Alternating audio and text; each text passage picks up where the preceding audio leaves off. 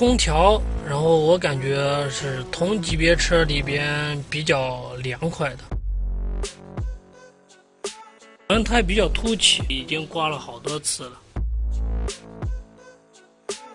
到高速上不，你喝个水了，抽个烟，错了，这个东西你都可以放开方向盘。错了，哎呀，这，我再找找，我再找找。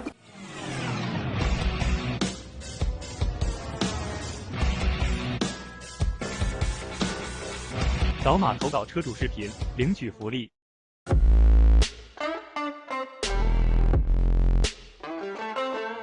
同级别车比的话，就是我自己看的汉兰达，因为丰田的话，它主要打造的是发动机嘛。比亚迪唐的话，它那个内饰都是软包皮的，配置的话，我感觉比较高。ACC 巡航到高速路上 L2 自动驾驶，它那个空间对于我来说1.73米的个子，比亚迪唐的话，它比较宽敞，还说实话有点大。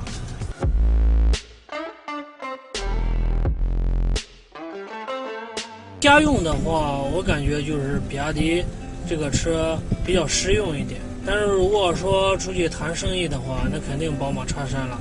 比亚迪唐这款送东西不限号，家里也有一个充电桩，很方便，自己在家里充4毛8一度电。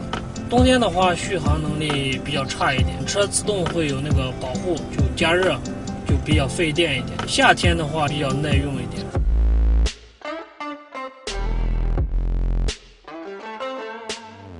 前排空间，然后还可以放到最大，后排空间，头顶，然后有2手宽，然后这边可以翘2郎腿，后备箱很宽敞，脚扫后备箱，开门关门。冬天可以座椅加热，夏天的话是座椅可以通风。还有一个就是，如果你忘带钥匙，也可以手机操作解锁、开锁、发动车辆。它这个后面家用220伏的3插头比较实用一点。它这个充电口也可以充电，也可以放电。空调，然后我感觉是同级别车里边比较凉快的。这个风量出口比较大，跑了3天，在家里就是上下班接送小孩还剩这么多电，比较实用一点吧。因为自己家用，我感觉考虑的方面，你今后有那个保养，因为谁的钱也是自己慢慢挣来的，能省一点是一点嘛。它的缺点吧，就是车辆发动起来之后，发动机声音比较大，刹车盘然后是通风的，就是它那个跑起来的话，刹车有点异响。还有就是轮胎比较凸起，如果停的比较近的话，刮到路边的绿化带那个桩子，我这里已经刮了好多次了。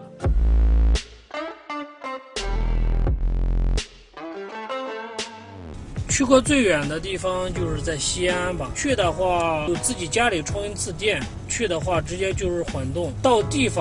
到西安的话剩60%左右，因为我设置的是70%。然后回来的话，我们到半路的话，直接我就会切换传电，一直行驶到家里还剩20%的电。一般我出远门超过100公里都会用混动模式。